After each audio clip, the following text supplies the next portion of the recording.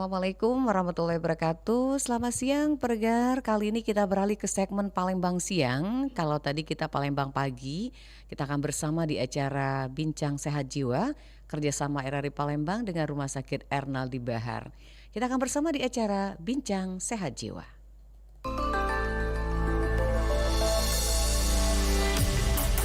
Segera Anda dengarkan Bincang Sehat Jiwa.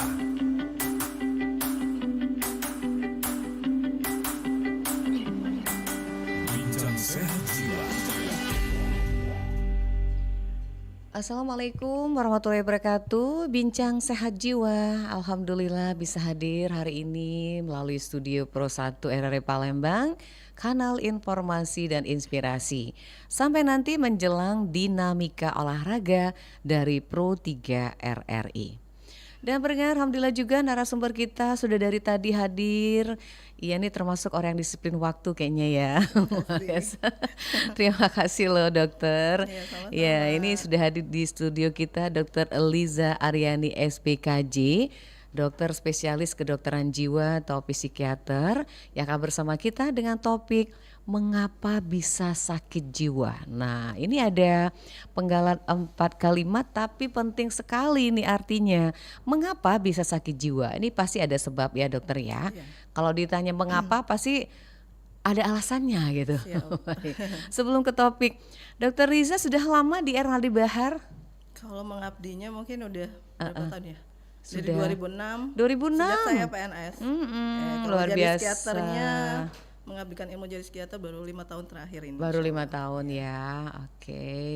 Nah kemudian juga mungkin selama di Rumah Sakit Ernaldi Bahar banyak sukanya ya. Banyak suka dan dukanya, jangan cuma sukanya doang dong. Iya, kebanyakan kalau ditanya Ernaldi Bahar kan banyak sukanya gitu. Iya, sampai dengan saat ini enjoy aja ya Mbak Liza ya. Alhamdulillah. Nah kalau dari pengamatan Mbak Liza sampai dengan tahun 2024 ini, kalau bisa kita ranking gitu ya, kalau di Rumah Sakit Ernaldi Bahar tuh ya banyak konsultasi tuh berkat dengan psikologi ya. Ya kalau rumah sakit kita kan memang rumah sakit khusus ya, Mbak Itu Nadia. kaitan masalah apa yang banyak gitu? Macam-macam. Macam-macam ya. Kalau ada masalah apa namanya konflik keluarga, Konflik keluarga. rata-rata ada yang masalah ekonomi, apa namanya masalah relasi, dalam Relasi relasi juga. seperti itu. Oh, baik, kompleks ya. Kompleks banget. Ya, sampai dengan saat ini alhamdulillah semuanya tercover dengan baik ya dokter ya. Sejauh ini ya ada kita layani sesuai dengan keluhan pasien Iya. ya, dan kita lakukan edukasi untuk tetap apa namanya menjalani terapinya sampai tuntas. Sampai seperti tuntas. Baik. Hari ini tema kita mengapa bisa sakit jiwa. Sebenarnya sakit jiwa tuh apa sih, Dok? Definisinya gitu. Apakah jiwanya itu meronta-ronta? itu. Serem banget ya kayaknya ya. Oke, silakan dokter. baik. Apa sih sakit jiwa itu? Baik, sebelumnya terima kasih untuk kesempatan saya berada di RRI Pro 1 kembali. Waktu Iya. itu ini kesempatan saya kedua kali Kedua untuk, ya, melakukan edukasi dan Iya. mungkin sharing ilmu. baik. Jadi tadi ditanyakan apa sih yang dimaksud dengan sakit jiwa gitu ya? Kayaknya naik bel banget gitu ya. Iya. Apalagi stigma di masyarakat kita tuh masih kenceng banget Masih gitu kenceng. kan ya tentang Kalau masalah udah sakit kena jiwa sakit gitu jiwa kan. udah gitu ya. Lah gitu. Udah ya kayak gimana gitu kan. Mungkin sebelum saya mengutarakan definisi sakit jiwa, mungkin kita perlu tahu dulu sehat jiwa itu seperti apa. Oh, sehat jiwa dulu ya. Jadi sehat jiwa kalau menurut WHO mungkin saya bisa sharing di sini bahwa sehat jiwa itu dibilang orang memiliki sehat jiwa jika dia bisa merasa apa namanya sehat dan bahagia, serta dapat menghadapi tantangan hidup, serta bisa memperlakukan orang lain sebagaimana seharusnya dan memiliki pikiran positif baik terhadap dirinya sendiri maupun orang lain gitu. Jadi kalau kita balik ke definisi tadi, kalau orang tidak apa namanya memenuhi kriteria tersebut, mungkin itu yang disebut dengan mengalami sakit jiwa. Tetapi ada terminologi lagi kalau kita di psikiatri, atau psikiatri itu adalah istilah untuk jiwa juga ya, Mbak Nadia. Iya. Jadi kalau kita di psikiatri itu ada 3 area yang kita nilai nih untuk menilai seseorang itu mengalami sakit jiwa atau enggak. Jadi 3 area tersebut adalah bagaimana dia proses berpikirnya, terus bagaimana perasaannya, dan bagaimana dia berperilaku. Nah, untuk itu apakah ketiga area tersebut mengalami suatu gangguan dalam mengganggu keberfungsian dia dalam sehari-hari? Nah, itu artinya dia sudah mengalami suatu gangguan jiwa, gitu seperti itu. Iya, jadi berkaitan dengan ini kebalikan dari sehat jiwa tadi ya. Ya. Ya, ini banyak poin-poinnya. Nah, kemudian kalau orang sudah sakit jiwa itu kan pasti ada tanda-tanda gitu. Seperti orang jatuh cinta kan tanda-tandanya Asik. apa gitu kan. Asik kali. Iya, nah ini yang lebih parah kalau sakit jiwa itu ada tanda-tandanya juga ya dok ya. baik. Apa itu tanda-tandanya Iya. dok? Jadi kadang-kadang kalau kita nggak bisa langsung ngejudge orang itu lo gila gitu kan, nggak Kamu semudah sakit itu loh lah, jiwanya lo gitu. sakit lo ya gitu. Statement itu kadang-kadang nggak semudah kita ngomongnya gitu Iya. kan ya. Ya, kadang-kadang kebanyakan pasien-pasien yang datang itu dibilang sakitnya karena kurang iman lah, sering Iya. banget lah ya kita dibilang kurang sholat, mungkin kamu cuman kurang ibadah aja gitu ya. Tapi di sini apa sih yang harus kalian teman-teman Iya. semua aware gitu Iya. ya, tanda-tanda kalau kita Kena sebaiknya sakit ya. gitu ya, sebaiknya mulai berkonsultasi gitu.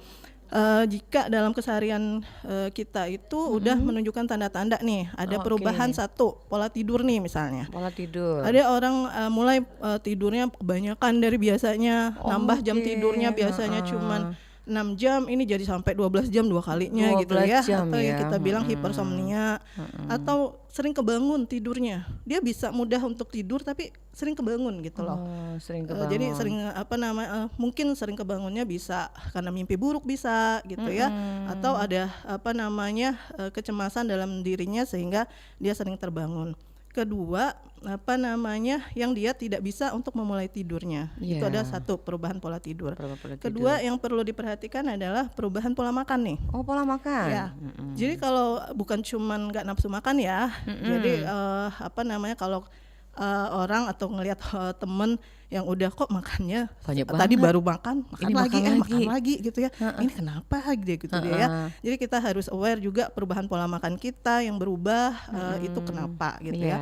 Ketiga, perubahan mood dan emosi nih. Mood gitu. dan emosi. Jadi kok jadi sekarang gue nih jadi mudah sensitif ya, cuman dibilangin gitu aja gue udah mewek gitu misalnya gitu ya. Masih Terus- mending mewek. Kalau dia emosi gitu kan. Iya, misalnya orang ngelirik sedikit, kok gue udah meledak-ledak ya, mau marah-marah gitu iya, kan. iya, Nah iya. itu kenapa nih dengan saya gitu ya.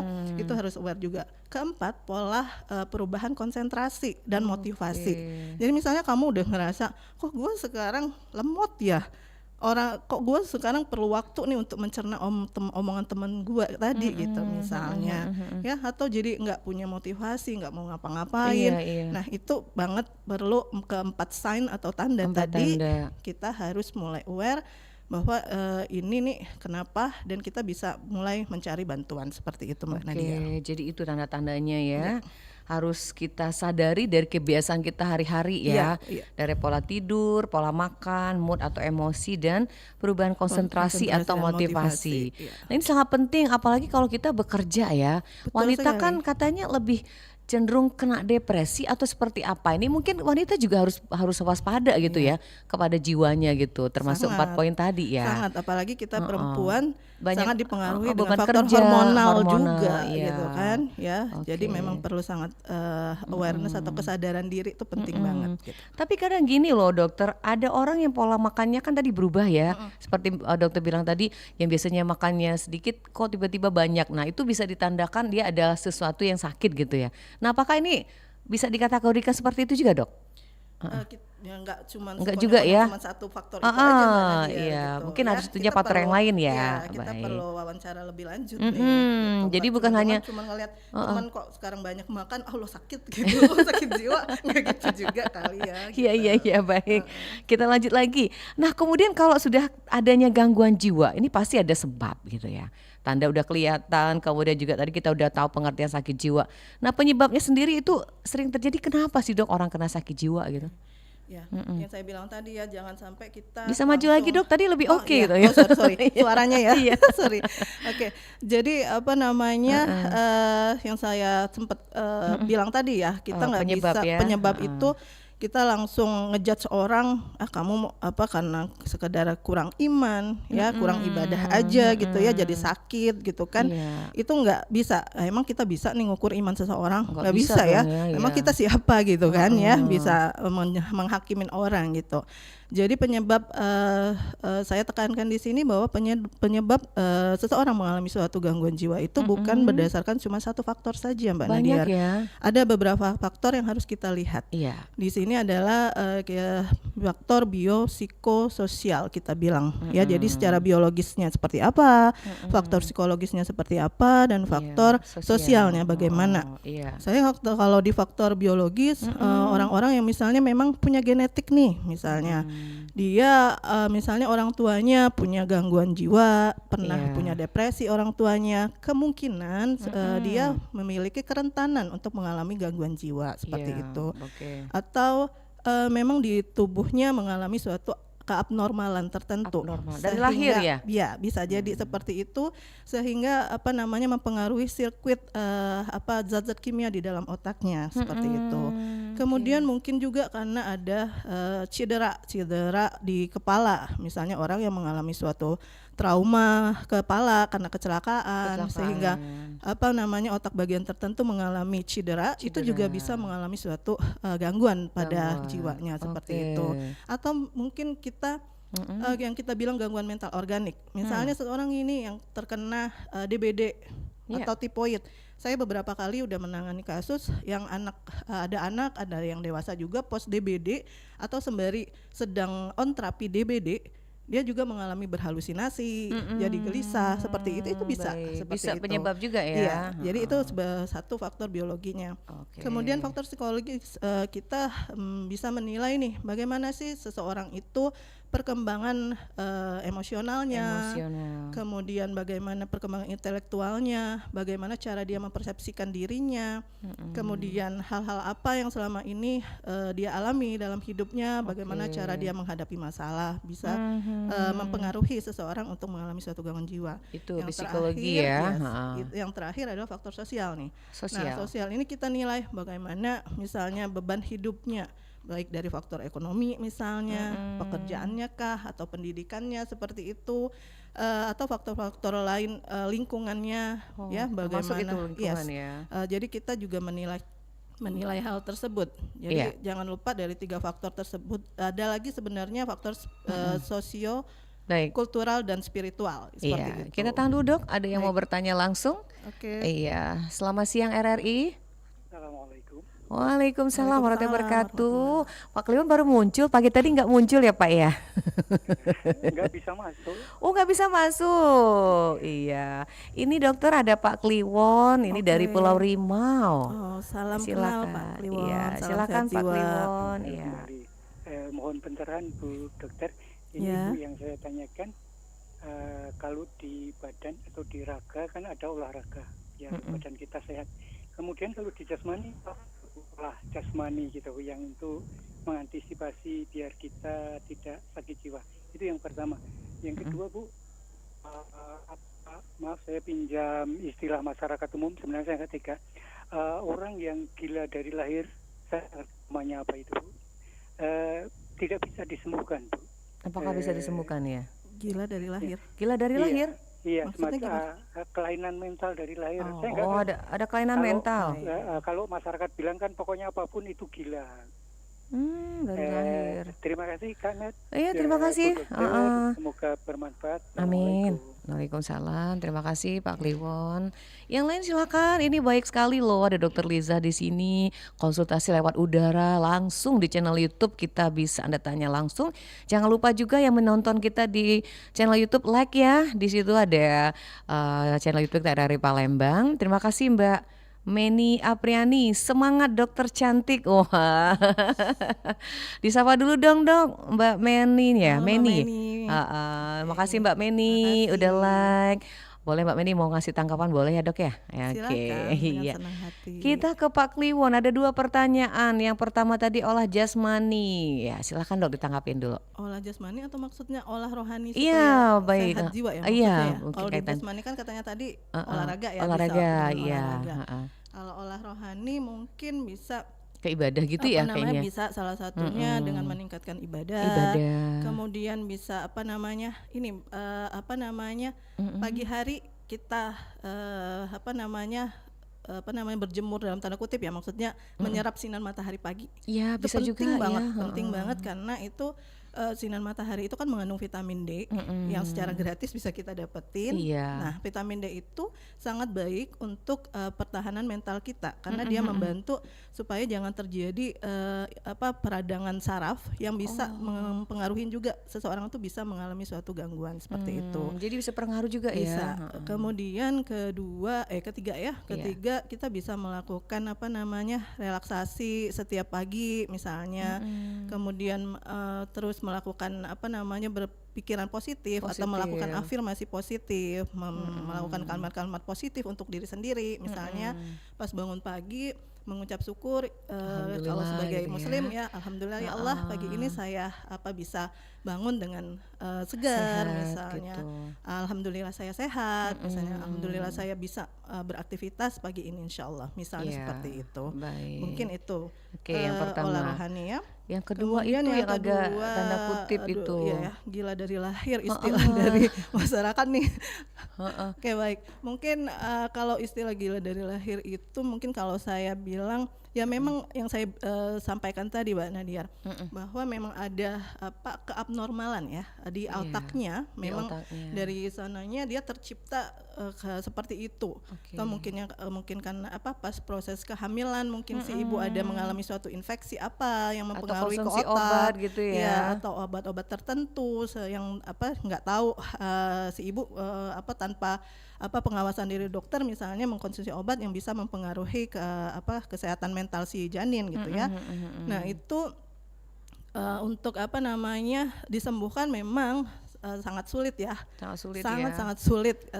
Tapi balik lagi kalau kita ditugaskan kan tetap berikhtiar. Iya. Yang menyembuhkan tetap Allah gitu kan, Iya, seperti kita itu berusaha kira-kira. terus ya semaksimal Kalau mungkin. untuk berikhtiar tetap dilakukan seperti Iya, itu. Mungkin oke. itu bisa menjawab. Semoga Itu bisa ya. membantu ya. Oke, terima kasih Dokter Pak Kliwon di Pulau Rimau, itu sudah dijawab sama dokter. Jadi balik lagi yang kita lakukan sebagai manusia biasa adalah berusaha ya Dok ya.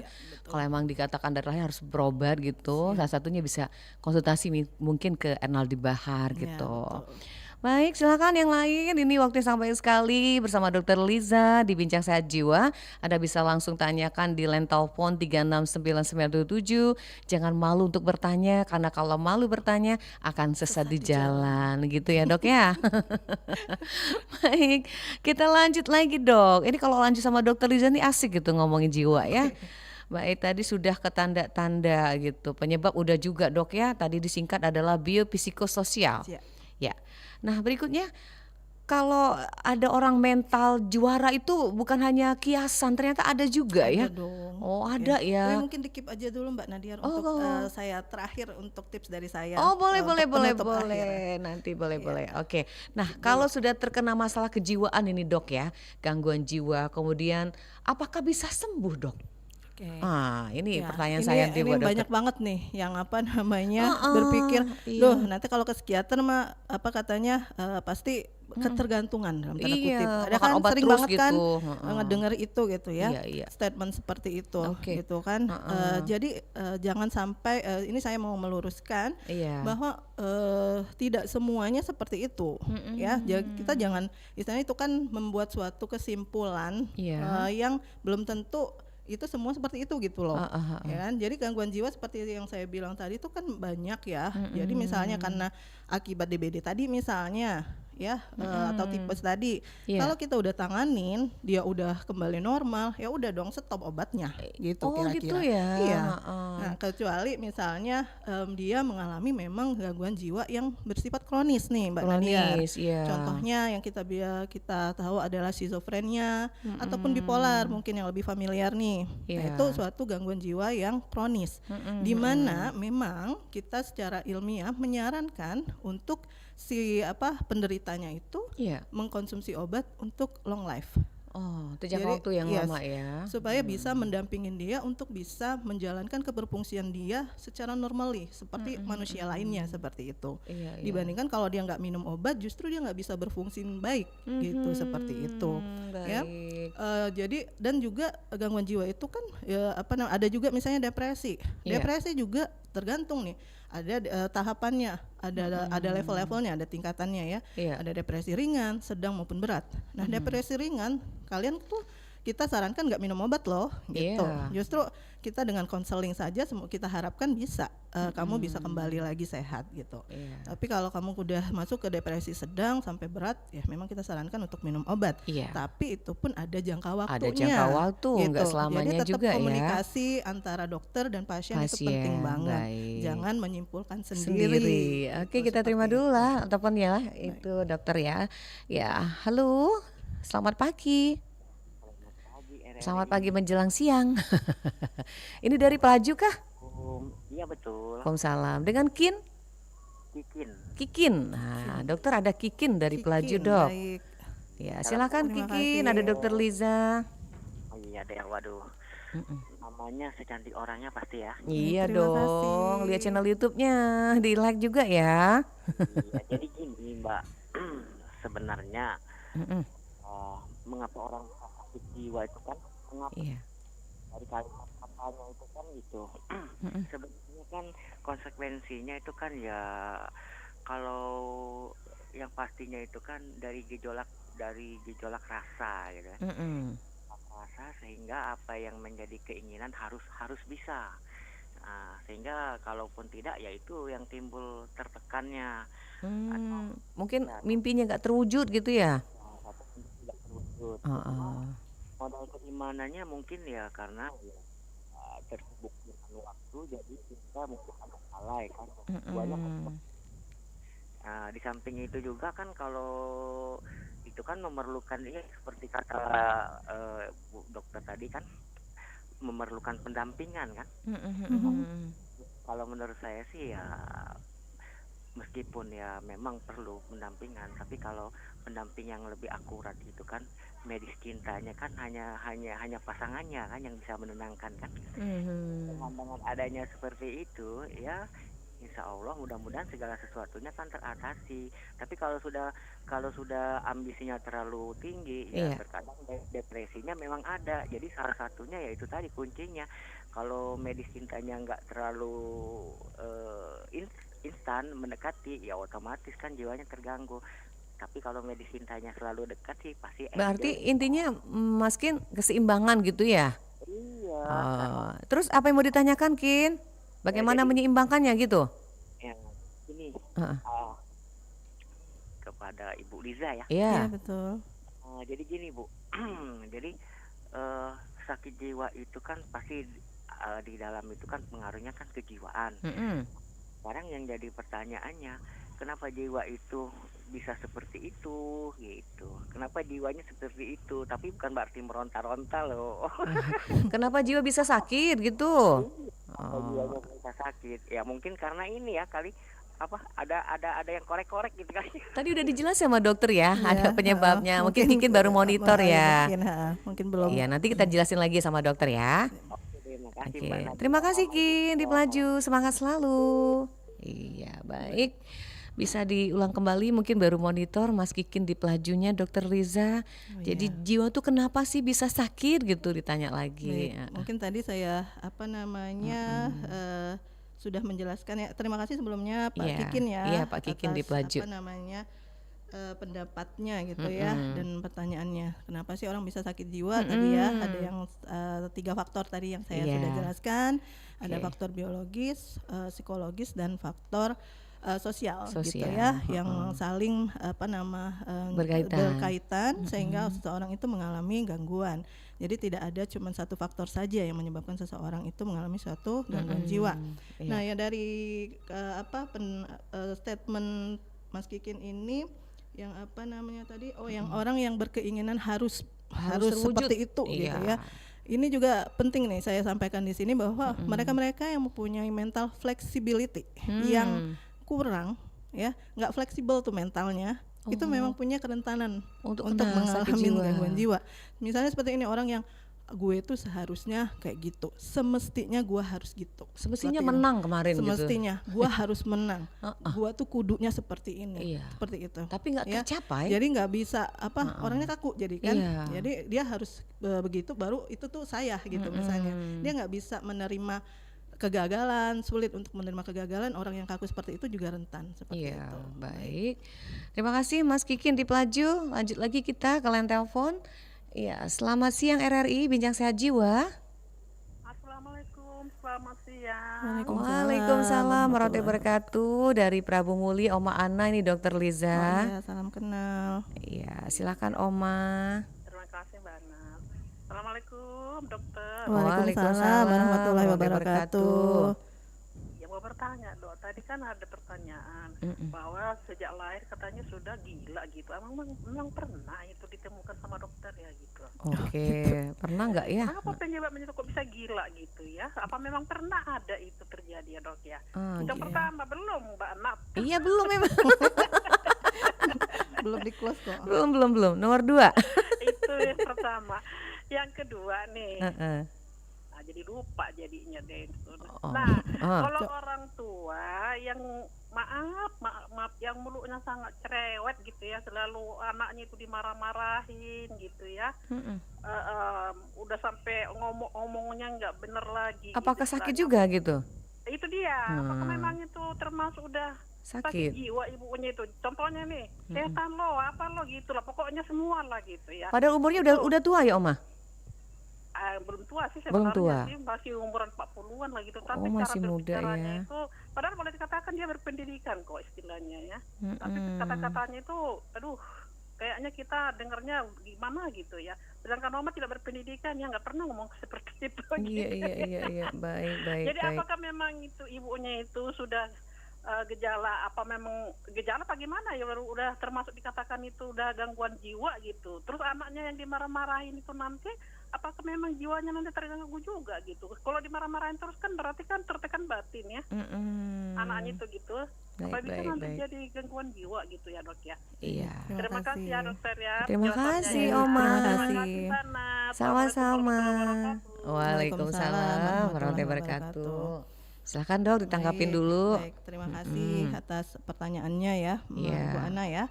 Oke, untuk pertanyaan pertama, gila dari lahir tadi balik-balik kayaknya ini banget Pernah nggak sih dok dihadapin? Mungkin ini maksudnya seperti ini Mbak Nat. Jadi apa namanya, anak-anak yang mengalami retardasi mental. Iya. Nah, itu mungkin dibilang apa istilah gila dari lahir demikian mungkin ya, yang mungkin perilakunya yang gelisah ya, apa teriak-teriak, tantrum iya. dari kecil gitu ya, atau memang mereka anak-anak yang memang terlahir dengan kejang. Yang Itu sering bisa juga kejang, ya. yang apa namanya mempengaruhi ke otak bagian tertentu sehingga mempengaruhi perilakunya juga, itu juga bisa Itu juga seperti bisa. itu. Oke. Mungkin itu yang dimaksud gila dari lahir ya, Iya, mungkin seperti itu. Kemudian dan itu banyak kasus banyak itu. kasusnya ya. Jadi orang tua yang membawa ke kita itu anak-anak mereka yang misalnya apa sudah dibawa berobat ke sana sini misalnya ya, yang gelisahnya, yang teriak-teriak, ngomong kasar misalnya seperti itu, Iya. akhirnya mereka membawa apa namanya ke kita gitu untuk ditangani kondisi anaknya. Kemudian untuk pertanyaan yang kedua ya, ibu-ibu Orang tua yang cerewet. ibu atau orang tua nih, orang tua kan ayah Iya, ibu ya, biasa. biasanya Ibu-ibu ibu-ibu lah, ya yang ha, ha, cerewet ha. ya. Ngomongnya suka nggak baik lah gitu. Ya, oke, jadi itu apa namanya termasuk ke dalam salah satu abusive kepada anak gitu ya, perlakuan kekerasan baik secara fisik maupun verbal. Gitu ya. Orang tua yang seperti ini ya apa namanya bukan berdasarkan itu pendidikannya padahal udah tinggi loh gitu ya.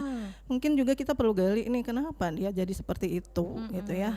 Si ibu ini dulu pola asuh orang tuanya dulu seperti apa sehingga memunculkan dia jadi seperti ini, atau beban hidupnya dulu tuh seperti apa sih yang dia laluin, itu perlu kita gali juga.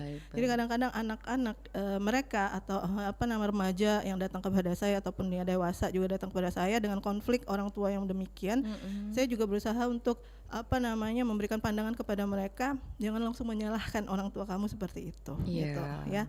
Apalagi di agama kita memang harus diperintahkan untuk tetap baik kepada orang tua, gitu kan ya. Kita harus satu, terima dulu nih punya orang tua seperti ini. Siapa juga mau memilih gitu ya, pengennya semuanya baik-baik aja gitu kan. Ya. Tapi di balik itu coba kamu pahamin dulu kenapa nih orang tua kamu seperti itu. Nah, untuk mereka yang memiliki orang tua yang melakukan abusif tadi ya, untuk mereka memang memiliki kerentanan ya, kecenderungan atau faktor resiko yang lebih tinggi dibandingkan mereka yang memiliki orang tua yang sehat gitu ya, dalam tanda kutip. Jadi tapi bukan itu saja semata-mata sekonyong-konyong sebagai faktor utama untuk terjadinya seseorang mengalami gangguan jiwa seperti yang saya bilang tadi. Ada beberapa faktor lain yang juga berkolaborasi gitu ya, terkait untuk seseorang itu mengalami sakit seperti itu ya. Baik Dok, pertanyaan Oma Ana tadi yang nomor 2, kalau orang tua sudah ngomongnya seperti itu agak kasar dalam artian tidak berpendidikan gitu ya. Nah, anak yang dikasar itu harus bersabar gitu ya. Kemudian apa yang dilakukan? Apakah kalau dinasihatkan orang tua akhirnya nanti tersinggung gitu? Nah, solusinya apa? Baik, kalau orang lagi emosi, ngomong emosi kayak gitu, kalau kita lawan juga percuma, sama-sama mental juga ya. Nggak masuk juga apa yang kita omongin gitu. Jadi kasih jeda, kasih momen, cari momen pada saat pada saat orang tua kamu misalnya lagi calm down gitu ya, lagi tenang. Terus kamu bilang misalnya, "Mah, kemarin mama ngomong kayak gitu, tahu nggak apa yang terjadi pada saya?" Misalnya seperti gitu. itu ya. Biar orang tua tuh ada pemikiran, ternyata ada efek apa ya ke anak saya dengan apa yang saya lakukan, misalnya seperti itu. Jangan terulang lagi gitu. Jelaskan, ungkapkan apa yang kamu rasakan kepada orang tuamu, tetapi cari momen yang tepat seperti itu. Ya. Baik, itu ya Oma Ana, terima kasih sudah pencerahannya dokter. Ini ada di channel YouTube Mbak Reka Marita, keren tuh bincangnya, apalagi dokternya cantik. Ada lagi Mbak Cindy Clarissa Bella, dia sampai manggilnya Dokter Liza. A-nya panjang banget, berapa meter gitu. Makasih ya Cindy, juga Mbak Rita Marita sudah like di channel YouTube. Jangan lupa like ya. Yang lain silakan, masih kita undang di 369927. Tapi kita break dulu ya Dok ya. Siap. Udah 35 menit. Oh iya, nggak terasa ya. Kita break dulu ya Dok, karena asik ngomongin jiwa ya. Baik pendengar yang nelpon, sabar dulu, kita kasih dokter break dulu hari ini. Nanti kita lanjut lagi, bukan hari ini, saat ini ya. Nanti kita lanjut lagi di Bincang Sehat Jiwa setelah informasi yang satu ini untuk Anda. Aku ingin jadi reporter. Kelak aku ingin jadi peluan. Cita-citaku, bingung aku. Aku sih pengen jadi musisi. Kalau aku ingin jadi presiden. Mimpi adalah masa depan. Sudahkah kita bijak berbuat untuk menghantarkan anak-anak kita menggapai cita-citanya?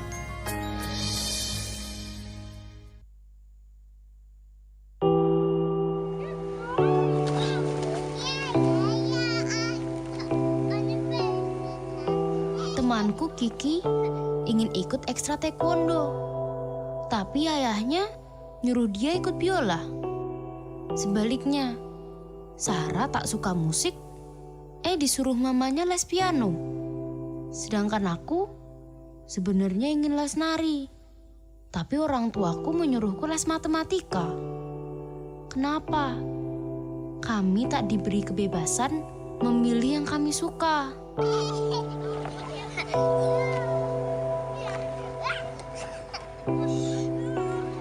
Dengarkan suara mereka. Jangan paksakan obsesi Anda pada anak. Biarkan anak-anak menjadi dirinya sendiri.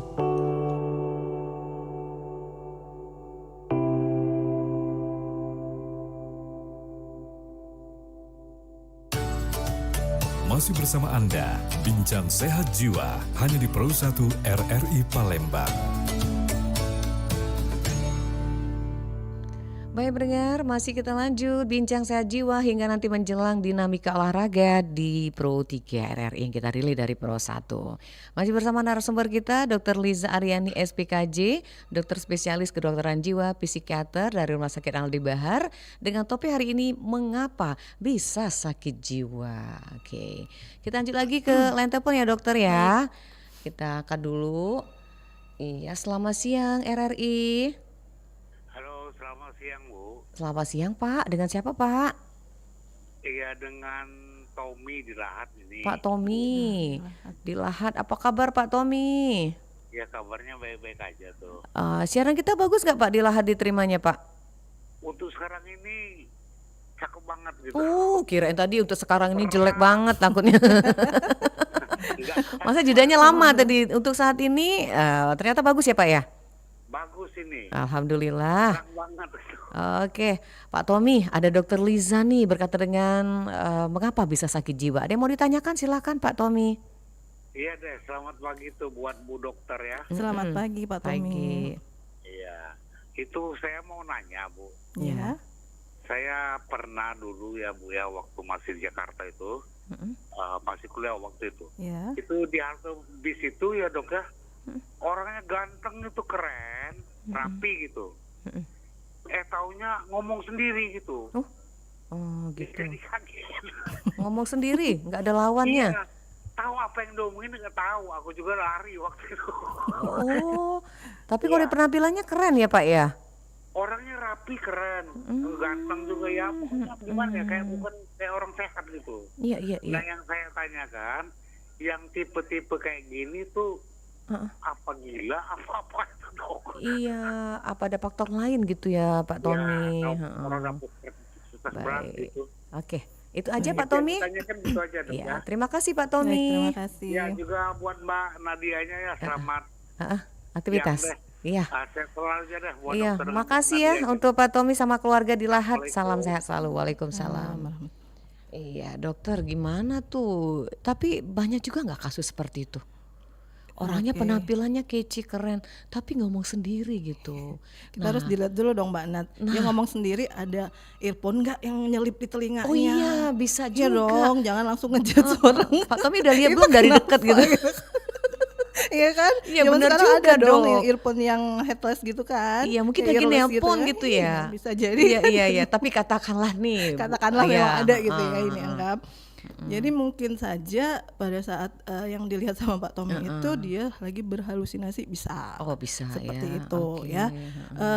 Jadi kalau orang sampai udah berhalusinasi ya, jadi dia ngomong sendiri itu kita bilang perilaku berhalusinasinya itu artinya kan proses berpikir dalam pikirannya itu ada mengalami gangguan seperti itu ya. Tapi nggak statement kalau bahasa gila itu saya juga masih bingung untuk ininya ya di masyarakat tuh definisi gila sering banget saya tanya definisi gila menurut kamu tuh apa sih sebenarnya gitu ya. Tapi kalau mungkin kalau dibilang dari masyarakat itu mungkin kalau gila tuh yang udah benar-benar pakaiannya jelek ya, misalnya yang di yang di jalan udah nggak yang rambutnya gimana gitu ya, misalnya di jalan yang udah nggak ngeh lagi dengan kehidupan realitanya seperti itu mungkin seperti itu. Tapi kalau yang Pak Tommy lihat tadi kan penampilannya masih keren, masih ganteng, mungkin ya tingkat gangguan jiwanya tuh belum sampai parah seperti itu. Baik, jadi kalau kasus seperti yang Pak Tommy bilang itu padahal pakaiannya rapi, bersih ya. Nah ini apakah mungkin bisa dikatakan tidak 100% tergantung dari penampilan juga ya, itu psikisnya mungkin dari dalam ya. Itu keberfungsian dia itu kan yang kita bilang tadi ya, gangguan 3 area yang pikiran, perasaan dan perilakunya itu yang mempengaruhi fungsi kesehariannya, baik fungsi menjaga perawatan diri, fungsi pekerjaan atau pendidikan dan fungsi sosialnya. Di mana nih yang mengalami hendaya? Bisa jadi kan kalau untuk perawatan diri dia ternyata masih oke nih, masih necis gitu kan gitu. Tapi mungkin untuk fungsi dia bersosial yang terganggu nih, dia sering ngomong sendiri, nggak ngubris orang lain misalnya. Jadi itu juga sudah mengalami suatu gangguan gitu seperti itu. Terima kasih Dokter Tommy, Pak Tommy di Lahat. Kita lanjut dulu ke line telepon, ada WA juga yang masuk. Aduh dokter hari ini jadi artis nih. Selamat siang RRI. siang Mbak Lilian. Oh, ini pendengar setia kita betul ini. Ada Pak Azari sama kayak Oma Ana nih, selalu setia dengar RRI. Pak Azari, silakan. Pak Azari, ada Dokter Liza, ada yang mau ditanyakan? Selamat pagi Ibu Dokter. Iya. Selamat pagi Pak Azari. Silakan Pak Azari. Ini Ibu Dokter, saya mau tanyakan. Orang yang pikun itu apakah termasuk penyakit jiwa atau tidak? Pikun, usianya berapa Pak? Kita usia 60-an. 60-an. Oke, apakah masuk sakit jiwa ya?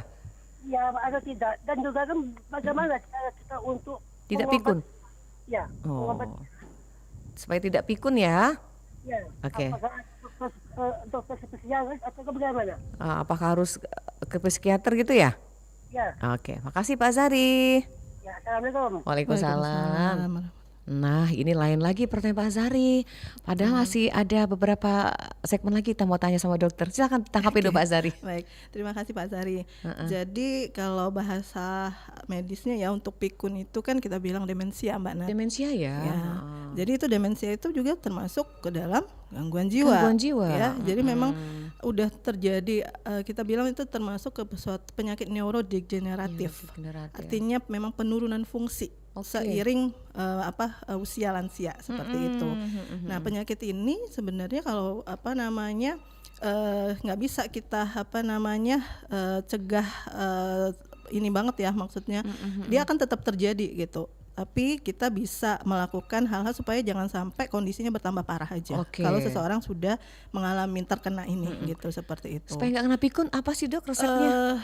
Mungkin yang bisa kita lakukan ya untuk melatih pikun itu kan ya, terutama otak, masalah memori ya, gangguan memori, gangguan daya ingat gitu ya.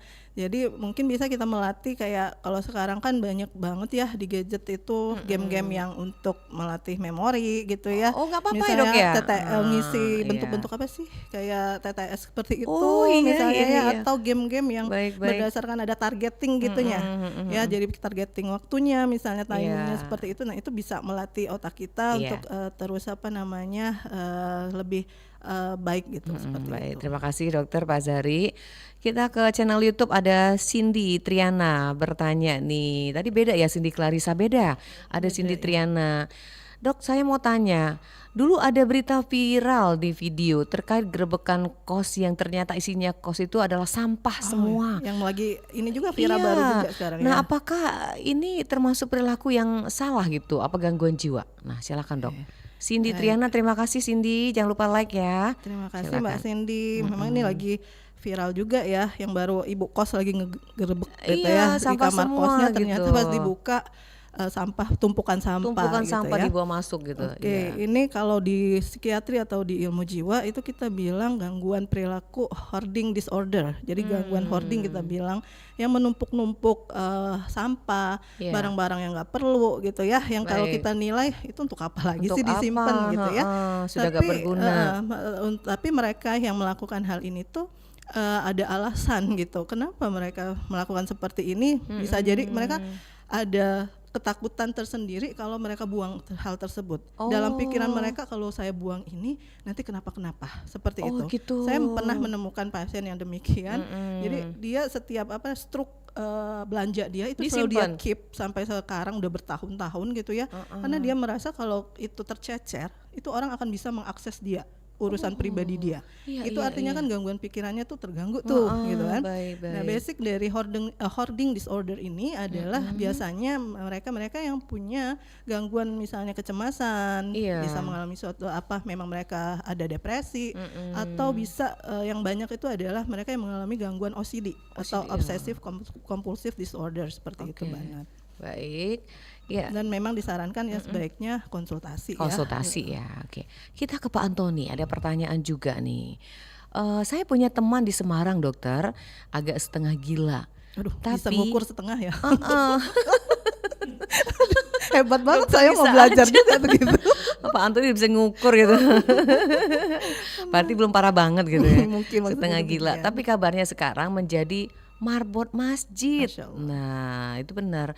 Nah kata dokter harus ada keeratan dengan hubungan seorang orang tua dengan agama gitu. Nah ini mungkin jernih otaknya ini kaitan sama ibadah. Apakah ada dokter? Ya itu pertanyaan Pak Antoni. Ya. orang yang tadi dianggap setengah gila ternyata udah sehat dan sekarang jadi marbot masjid. Oke, baik. Apakah dengan ibadah dia bisa sehat gitu, Dok? Mungkin pertanyaan Pak Antoni, ada nggak kaitannya gitu? Terima kasih Pak Antoni. Ya, Terima lanjut, kasih Dokter. Pak Antoni. Tadi saya tertarik juga setengah gila, Iya. maksudnya gimana itu. Oke, jadi yang saya bilang tadi ya mungkin Pak Antoni belum mendengar juga tadi yang saya bilang bahwa nggak semua gangguan jiwa itu akan seterusnya dia mengalami gitu Iya, kan ya. Ada yang memang bersifat sementara atau temporary kita bilang. Temporary ya. Jadi misalnya orang yang depresi atau mengalami gangguan psikotik akut yang tadi yang post DBD misalnya, ya kalau dia sehat sembuh ya udah dia akan kembali berfungsi normal lagi gitu seperti itu. Nah mungkin yang Pak Antoni lihat ya itu tadi ya hanya mengalami depresi, mungkin ya depresi ringan, sehingga dengan dia meningkatkan salah satu upayanya misalnya meningkatkan ibadahnya, itu bisa membantu memberikan ketenangan bagi dia, ya dia bisa kembali lagi berfungsi normal seperti itu. Baik. Termasuk yang tadi ditanyakan Pak Antoni ya, bisa kembali normal akibat dari mungkin dia sudah kembali fokus dan lain-lain. Jadi dia jadi seorang marbot masjid luar biasa ya dokter ya. Ini berfungsi lagi kan. Gitu ya, jadi perkembangannya ke arah yang lebih baik lainnya, gitu. Baik, kita lanjut dulu kalian telepon dokter. Iya, selamat siang RRI. Halo, assalamualaikum Mbak Nadia. Waalaikumsalam warahmatullahi wabarakatuh. Luar biasa Bapak satu ini pantau terus RRI Palembang ya. Ya makanya tidak dipanggil sama ada pendengar saja ada pendengar setia. Oh iya. Pak Amar Iwan juga setia, nggak kalah sama Oma Ana sama Pak Azari ya, yang lain juga. Iya, Bapak paling jauh di Bandung Timur. Iya di Bandung ini dokter. Dari Bandung. Silakan dengan Dokter Liza nih. Dokter ini waktunya sedikit lagi. Iya, waalaikumsalam warahmatullahi wabarakatuh. Ya silakan Pak. Bertanya sedikit, tapi ada agak sensitif. Mudah-mudahan ini pencerahan. Ya. Nah, kira-kira tipsnya apa Bu untuk menurunkan daya fasilitas laki-laki itu kan seperti itu. Maaf, saya bukan berarti sifar bukan. Minimal menurunkan, bukan seperti daya fasilitas laki-laki. Apa ada tipsnya atau tidak? Oh gitu, masalah biologis nih. Menurunkan, maksudnya menurunkan vitalitas laki-laki kan. Saya sekarang hidup sendiri itu kan. Oh gitu. Mungkin ini intinya mengalihkan hal yang positifnya seperti apa gitu ya Pak Ahmad ya. Supaya jangan sampai terjadi hal-hal yang tidak diinginkan. Maaf saya Bu Dokter, memang saya maaf nih ya. Sampai beberapa kali pasangan karena mungkin karena tidak ada salah kan kalau kata sudah kenyataan bahwa penyakit laki-laki apabila sudah ada materi godaannya wanita. Terima kasih. Oke, terima kasih Pak Ahmad Irwan di Bandung Timur. Lanjut dok, bisa ditanggapi ini dok. Bapak siapa Ridwan? Pak Ahmad Irwan. Irwan. Iya di Bandung. Pak Ahmad Irwan, baik. Terima kasih Pak Ahmad Irwan ya. Mungkin ini jarang juga ya ini bingung juga tuh baik, mungkin yang namanya dorongan biologi seperti itu pada tiap orang pasti biologis adanya ya karena memang gitu. Manusiawi banget ya gitu. Ini kondisinya Pak Ahmad Irwan ini sudah sendiri gitu ya, sehingga harus bisa punya alternatif untuk mengalihkan ke hal yang lebih positif. Lebih positif itu, ya Bapak bisa mulai melakukan olahraga ya Pak ya. Yang nggak harus yang berat sih Pak gitu. Misalnya jogging, jalan ya untuk kalau kena sinar matahari pagi seperti itu. Intinya aktivitas fisiknya lebih diperbanyak seperti itu. Atau melakukan hobinya Pak, misalnya hobi orang laki-laki mungkin mancing atau apa misalnya ya olahraga badminton gitu ya misalnya aktivitas fisiknya dan melakukan hobi-hobi yang biasa dilakukan untuk bisa diharapkan tuh bisa mengalihkan dorongan biologis yang yang timbul. Tapi kalau memang itu udah dilakukan ternyata masih mungkin saya sarankan untuk konsultasi ke ahli andrologi istilahnya gitu ya. Baik, terima kasih ya untuk Pak Ahmad Irwan juga dokter. Dokter, ini ada pertanyaan terakhir dokter dari Cindy Clarissa Bella. Dok mau tanya gimana sih cara terbaik mengedukasi orang tua tentang sakit jiwa, orang tua yang tahu anaknya mengalami depresi tapi tidak mampu memahami perasaan dan kebutuhan anaknya. Nah, seperti apa? Ini bukan edukasi ke orang tua juga. Ya, terima kasih Mbak Cindy sudah bergabung. Ya, silakan Dok. Terima kasih. Apa kabar Cindy? Baik. Ini ini juga bukan dialamin sama Mbak Cindy sendiri ya. Banyak sekali yang berkonsultasi kepada saya tuh gimana ya dok ya gitu kan. Orang tua nggak memahamin gitu. Kondisi anak gitu. Malah kalau saya berobat ini aja misalnya sering kali mereka bilang ini orang tua nggak tahu nih saya berobat gitu. Tapi saya udah ngerasa nggak bisa lagi menahan rasa ya atau gejala yang saya alamin ini seperti itu. Jadi memang perlu proses ya, perlu waktu untuk kita bisa memberikan edukasi orang tua itu untuk bisa memahamin pelan-pelan menjelaskan kondisi kamu gitu ya. Tapi sebenarnya nggak semua orang tua loh. Ada satu pasien saya pas orang tuanya tahu anaknya berobat tanpa diketahui mereka justru marah. Kenapa gitu? Kamu seolah-olah nggak punya orang tua lagi ya? Seperti marah itu. gitu ya. Jadi memang beda-beda ya, tergantung background masing-masing orang tuanya seperti apa. Tapi nggak juga cuman udah berpendidikan baik belum tentu juga bisa memahamin kondisi. Balik lagi ke stigma untuk masalah gangguan jiwa mungkin ini komunikasi masih ya kuat. intinya. Mungkin kamu bisa minta tolong ke orang lain misalnya saudaramu penghubung penengah dia penghubung antara kamu dengan orang tuamu ya, pelan-pelan tapi tidak bisa semua itu instan, berproses. Semua berproses tapi tetap lakukan gitu. Sehingga orang tua bisa menilai kesungguhan kamu dalam untuk supaya kamu menjadi lebih baik seperti itu. Baik, terima kasih Mbak Cindy sudah dijawab Cindy-nya. Kabarnya baik dokter. Alhamdulillah. Dok, kayaknya waktu kita cepat banget dokter. Udah beres. Dok, mungkin sebagai pamungkas tadi ada tipsnya miliki mental juara ya. Silakan dok. Baik. Untuk kesempatan kali ini saya ingin sharing semua orang pasti ingin memiliki mental yang sehat ya. Supaya kita bisa menjalani kehidupan kita itu dengan bahagia, dengan baik gitu ya. Ada beberapa tips yang ingin saya bagi di sini. Yang pertama bahwa kita harus yakin dan peduli terhadap diri sendiri. Ya. Kemudian kedua tetap tumbuhkan motivasi dan tetap tumbuhkan harapan dalam diri kita, serta fokus pada tujuan dan alasan kenapa kita harus berjuang sebagai manusia. Itu kedua ya. Ketiga terima kalau kamu menerima suatu kenyataan pahit, karena hidup itu tuh nggak selalu manis aja loh gitu. Keempat, belajar dari kegagalan, belajarlah selalu dari kegagalan. Hadapi masalah dengan membuka pikiran kamu bahwa ini adalah suatu petualangan seru untuk bisa menumbuhkan kamu menjadi pribadi yang lebih kuat. Kemudian selanjutnya bersyukurlah mulai dari hal yang kecil ya. Kemudian terakhir bersabar, kuncinya bersabar karena proses untuk karena untuk menjadi mental yang juara itu butuh proses. Nggak langsung instan ya. Mungkin demikian yang bisa luar biasa pamungkasnya. Terima kasih yang bisa saya share, semoga bermanfaat untuk kita semua. Terima kasih Dokter Liza. Sama-sama. Insya Allah kita ketemu lagi ya dok ya. Salam sehat jiwa untuk semua. Iya, makasih dok. Sehat selalu untuk dokter. Semoga sukses ya. Iya. Assalamualaikum warahmatullahi wabarakatuh. Waalaikumsalam warahmatullahi wabarakatuh.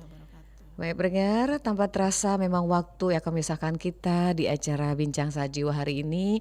Walaupun sebenarnya masih banyak akan kita gali dengan Dokter Liza. Insya Allah ada kesempatan lain kita akan hadirkan kembali Bincang Sehat Jiwa.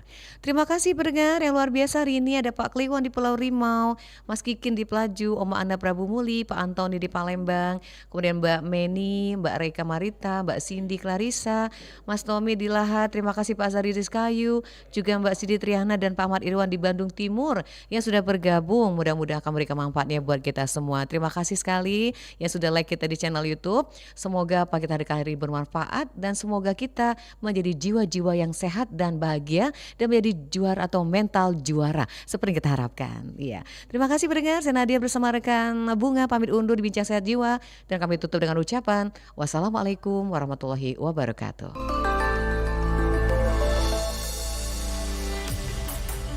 Baru saja Anda dengarkan Bincang Sehat Jiwa. Terima kasih untuk perhatiannya. Sampai jumpa. Sehat Jiwa.